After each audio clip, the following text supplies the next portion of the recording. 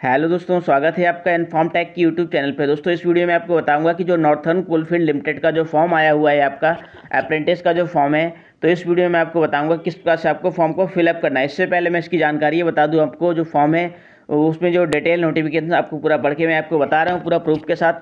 तो देखिए दोस्तों, जो इसकी जो वैकेंसीज है वो कितनी है, टोटल 480 जो वैकेंसी निकली हुई है। नॉर्थर्न कोलफील्ड जो लिमिटेड जो कोलफील्ड लिमिटेड है अप्रेंटिस के लिए जो ऑनलाइन फॉर्म आया हुआ है, इसमें कितनी दोस्तों 480 वैकेंसीज निकली हुए हैं। ठीक है, और जो ये फॉर्म है इसकी जो डेट है वो 16/10/2020 जो अप्लाई करने की जो डेट है ये है। और यहाँ से क्या है, इसकी जो डेट है वो कब तक की है, अप्लाई ऑनलाइन 15/11/2020 तक क्या है, इसको 5 PM तक आप इस फॉर्म को फिलअप कर सकते हो। ठीक है, और अगर हम बात करें इसकी जो एज की, जो एज यहाँ पे दे रखी है 18, मिनिमम क्या है आपकी 18 होनी चाहिए, और जो मैक्सिमम है आपकी 24 होनी चाहिए। ठीक है, 18 से 24 के बीच यदि आपकी एज है तो आप इस फॉर्म को फिलअप कर सकते हैं।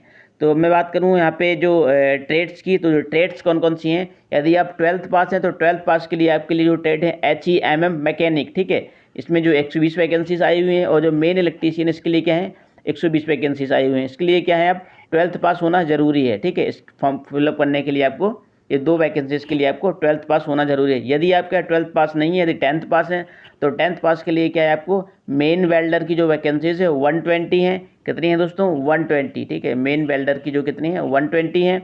और डेटा एंट्री जो ऑपरेटर है इसके लिए भी क्या है 120 वैकेंसी। यदि आप हाई स्कूल पास हैं तो आप इस फॉर्म को ज़रूर फिलअप करिएगा।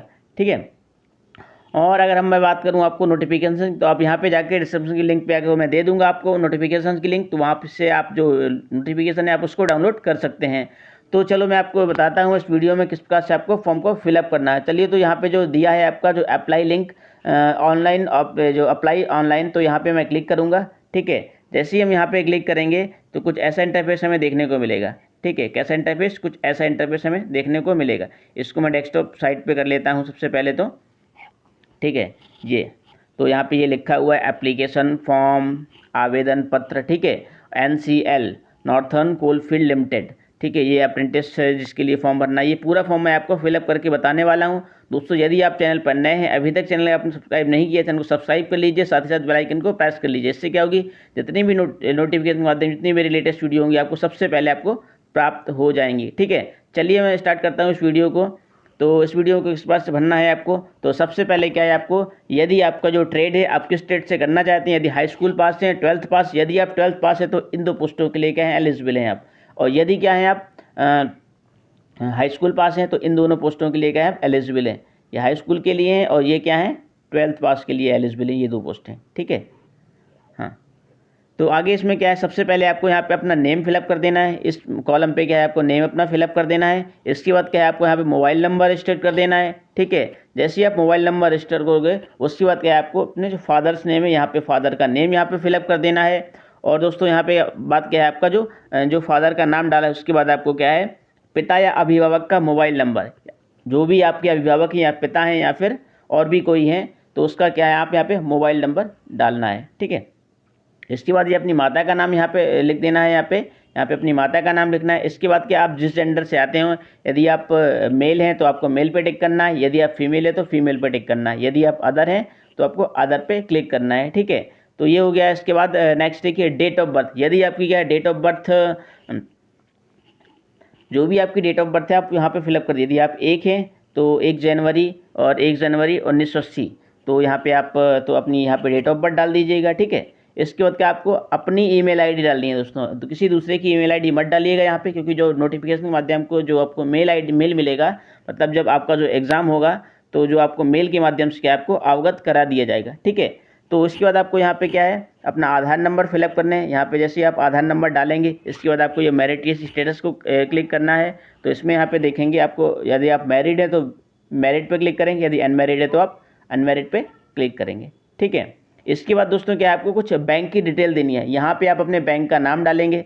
ठीक है, क्या करेंगे यहाँ पे अपना बैंक का नाम डालेंगे, जो भी आपका बैंक है वो अपना अपन बैंक का नाम आप यहाँ पे डाल दीजिएगा। इसके बाद क्या आपको यहाँ पे अकाउंट नंबर डालने हैं, और इसके बाद क्या यहाँ पे जो आपका जो बैंक है बैंक अकाउंट का जो IFSC नंबर है वो यहाँ पे डाल देना है। ठीक है, इसके बाद दोस्तों क्या करना है आपको, जो करस्पॉन्डेंस एड्रेस है आपका पत्राचार का जो पता है, जो लोकल एड्रेस है आपका वो यहाँ पे डाल देना है। आप जिस डिस्ट्रिक्ट से बिलोंग करते हैं आपको डिस्ट्रिक्ट यहाँ पे सेलेक्ट कर देना है। यहाँ पे लिख देना है आपको जिस डिस्ट्रिक्ट से आप बिलोंग करते हैं। इसके बाद क्या है आपको स्टेट यहाँ पे फिल करना है।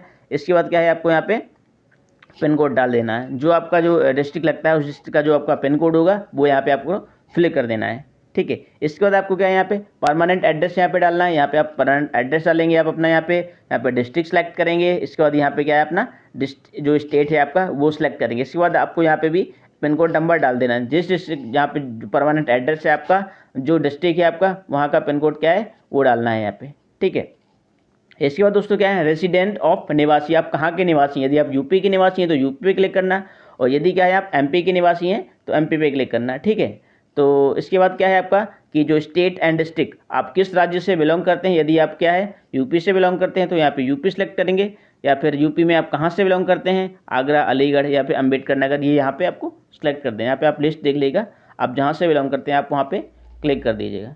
इसके बाद क्या है आपको जो कैटेगरी है आपकी, वो कैटेगरी यदि जनरल है तो आपको जनरल पे क्लिक करना है, और यदि आप ओबीसी हैं तो ओबीसी क्लिक करना है, यदि आप एसटी हैं या फिर आप एससी हैं तो जो भी आपकी कैटेगरी आती है वो यहाँ पे आपको क्लिक कर देना है, ठीक है।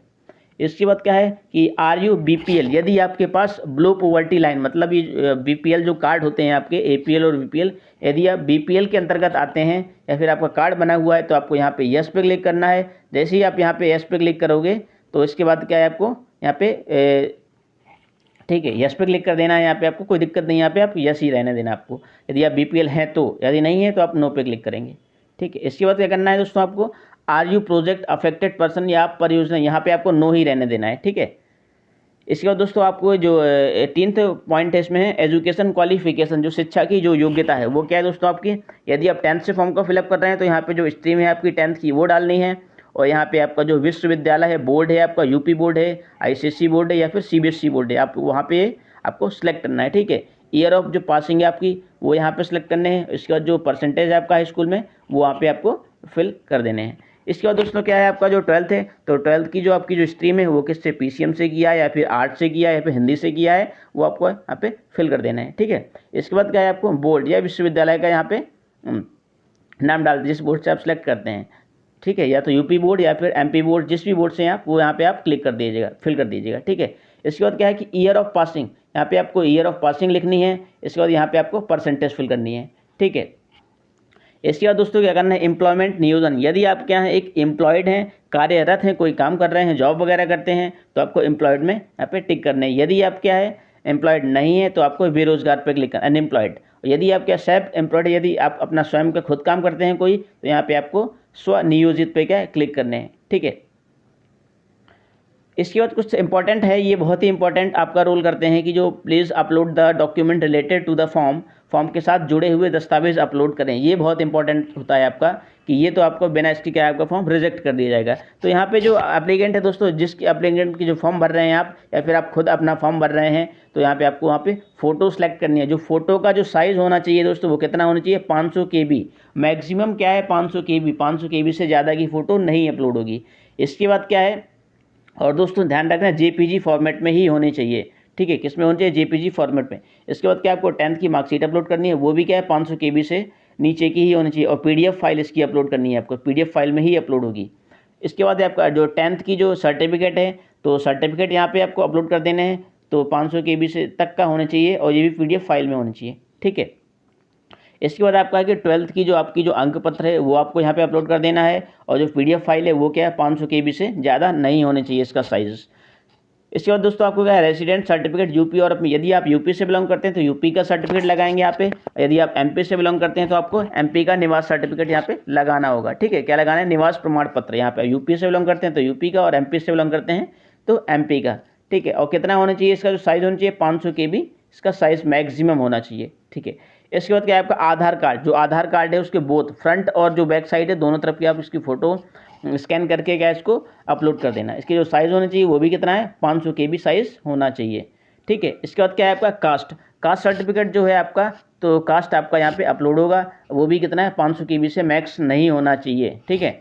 यदि आप क्या है NCL के द्वारा आपका जो आय जाति जो आपका NCL के द्वारा क्या है आपका, यदि आपका PAP सर्टिफिकेट है तो एनसीएल के द्वारा आपका जो आय प्रमाण पत्र बोलते हैं इसको, नॉन क्रीमी लेयर के अंतर्गत यदि आप आते हैं तो आपको यहाँ पे क्या है, अपना जो सर्टिफिकेट है वो वहाँ पे आय प्रमाण पत्र, यदि आप क्या है आपके पास यूपी का सर्टिफिकेट बना हुआ है तो उसको क्या है आप गजिस्टर अधिकारी से या तहसीलदार से आप उसको मुहर लगवा के या साइन करवा के आप उसको अपलोड कर सकते हैं। ठीक है, वो 3 महीने के लिए वैलिड रहता है, 3 या लगभग 6 महीने के लिए। ठीक है, तो यहाँ पे आपको अपलोड करना है। वो कितना होना चाहिए, 500 KB से मैक्स नहीं होना चाहिए। ठीक है, इसके बाद दोस्तों आपको क्या करना है, बीपीएल सर्टिफिकेट, जो अभी ऊपर टिक कर रहा था कि बीपीएल सर्टिफिकेट है कि नहीं, यदि ये नहीं है तो आपको ये ऑप्शन नहीं करना होगा। यदि आपके पास बीपीएल सर्टिफिकेट है तो बीपीएल कार्ड है तो यहाँ पे आपको बीपीएल कार्ड को भी अपलोड करना है। ठीक है, ये भी क्या है 500 KB से मैक्स नहीं होना चाहिए। इसके बाद दोस्तों क्या, सिग्नेचर ऑफ कैंडिडेट, जो सिग्नेचर कैंडिडेट है वो क्या है आपका 500 KB से मैक्स नहीं होना चाहिए। तो यहाँ पे आपको क्या सिग्नेचर अपलोड करने हैं। ठीक है, इसके बाद दोस्तों क्या है, डिक्लेरेशन है, I hereby declare and certify that, मैं घोषणा करता हूँ या करती हूँ कि दस ये आपको ये पूरा यहाँ पे क्या है टिक कर देना है। क्या करना है यहाँ पे टिक करना है। यदि क्या है आप यहाँ पे टिक नहीं करेंगे तो फॉर्म सबमिट नहीं होगा। ठीक है, इसके बाद क्या है आपका सेकंड जो लास्ट है इसका, कि यहाँ पे आप यहाँ पे भी क्या है आपको टिक कर देना है कि मैंने सारी चीज़ें जो पढ़ ली हैं ढंग से, ये सारा आप यहाँ से कुछ पढ़ सकते हैं। ठीक है, यहाँ पे आपको दे रखा है, इसको आप आसानी से क्या है स्क्रीनशॉट लेके आप आसानी से पढ़ सकते हैं। ठीक है, ये तो इसके बाद क्या है दोस्तों, जैसे ही आप ये पूरी डिटेल आप एक बार इसको चेक कर लेंगे, जैसे ही आप चेक कर लेंगे कोई गलती वगैरह तो नहीं हो गई, क्योंकि गलत होने पे क्या होगा आपको फॉर्म जो है वो रिजेक्ट कर दिया जाएगा। इसलिए क्या है आप सही सही जो जानकारी आप यहाँ पे फिलअप करें। ठीक है, तो जैसे ही आपकी सही जानकारी हो जाती है इसके बाद क्या है आपको यहाँ पे नीचे आने स्क्रॉल करते जाने, स्क्रॉल करने के बाद क्या है यहाँ पे, तो आपको यहाँ पे सबमिट पे जो ऑप्शन दिख रहा है सबमिट और रिसेट, तो आप चाहो तो रिसेट कर सकते हो अगर कुछ गलती वगैरह है। अगर गलती नहीं है तो आप यहाँ पे सीधे सबमिट पे क्लिक करेंगे। जैसे सबमिट पे क्लिक करेंगे तो आपका ये फॉर्म क्या है सबमिट हो जाएगा। ठीक है, और इसके बाद क्या होगा कि जब आपका फॉर्म सबमिट हो जाएगा, जब आपको क्या होगा, जब आपकी ये मेल आएगा, मेल के माध्यम से क्या है आपको अभ्यर्थी को मूल दस्तावेजों को क्या है पॉइंट नंबर 20 इसका नोटिफिकेशन वो पढ़ेंगे आप। अगर इसकी नोटिफिकेशन आपको नहीं मिल पा रही हो तो मैं डिस्क्रिप्शन बॉक्स में डाल दूंगा, आप वहाँ से नोटिफिकेशन को डाउनलोड कर सकते हैं। तो ये इसमें दिया है कि उल्लेखित आवश्यक दस्तावेजों की जो असली कॉपी व एक फ़ोटोकॉपी चयन प्रक्रिया में लेके आए। जब आपका चयन हो जाएगा तो वहाँ पे एक असली फ़ोटोकॉपी और एक ओरिजिनल एक डुप्लीकेट 2 कॉपियाँ लेके आनी है आपको। ठीक है, 2 सेट बना के। यदि आपकी कोई भी समस्या आ रही है फॉर्म भरने में तो आप क्या है इस मेल के माध्यम से क्या है आप यहाँ से इनसे डिस्कस कर सकते हैं। ये यहाँ पे मेल दे रखा है, ये यहाँ पे मेल दे रखा है, और इस नंबर से भी क्या आप बात करके क्या है आपकी जो सॉल्यूशन है वो आपको वहाँ पे दे दी जाए। कुछ भी प्रॉब्लम आ रही है फॉर्म भरने में, या फिर आपको मैं अपने डिस्क्रिप्शन बॉक्स में आप अपनी जो मोबाइल नंबर है वो दे दूँगा, अगर कोई भी प्रॉब्लम हो तो आप मुझे कॉल करके आप सीधे पूछ सकते हैं। ठीक है, ये तो ये आप इनसे पूछ सकते हैं स्पष्टीकरण के लिए। 10:30 से क्या है 6:30 बजे के बीच एक कार्य उस पर ईमेल करें। इस नंबर से आप कॉल करके क्या है कोई भी आपको दिक्कतें आ रही हैं फॉर्म भरने में तो आप इनके मेल के माध्यम से या कॉन्टैक्ट नंबर के थ्रू क्या है इसको फॉर्म को फिलअप कर सकते हैं।